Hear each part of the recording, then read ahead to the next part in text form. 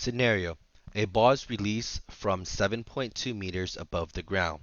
In a theoretical world where there is no air resistance or energy loss from the system, take the potential energy of the ball earth system to be zero when the ball reaches the ground. Question: what is the theoretical value of the velocity that the ball should have right before it reaches the ground? Here's the answer. Well, we are going to use conservation of energy. At the start, it had all gravitational potential energy, Ug, and at the end, it had all kinetic energy. You can substitute the value in. mgh, that represents the potential energy at the start. And on the other side, it's 1/2 mv squared, which represent the kinetic energy that is at the end of the situation. The masses cancel, leaving you with gh equals to 1/2 v squared. If you do the algebra, you multiply 2 to the other side, then take the square root. You get velocity equals the square root of 2gh.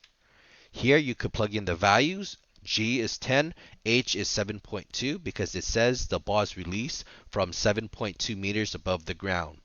You get the square root of 144 equaling to V.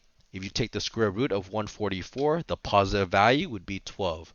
So 12 meters per second is equal to the velocity. This is the theoretical value of velocity using the conservation of energy.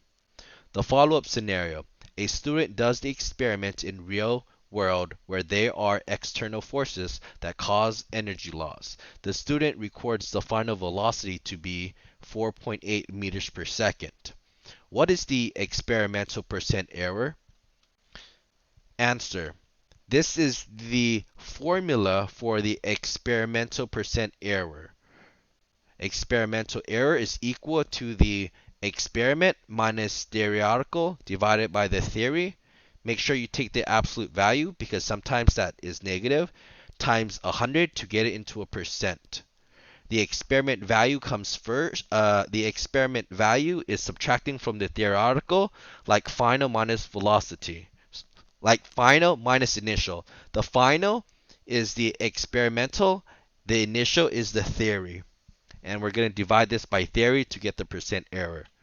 So I plug in the values: 4.8 minus 12 divided by 12 times 100.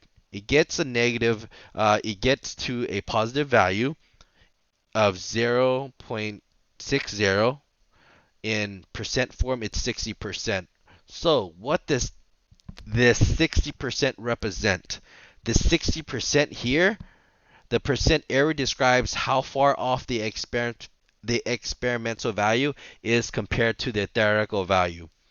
The reason for this difference is due to the outside force like air resistance and thermal. So you can say the air resistance and the thermal forces is what is causing that decrease in the velocity. So you can say 60% of the energy is being lost to air resistance and thermal or sound. Okay, so that 60% is how much was lost to the outside forces in the experiment.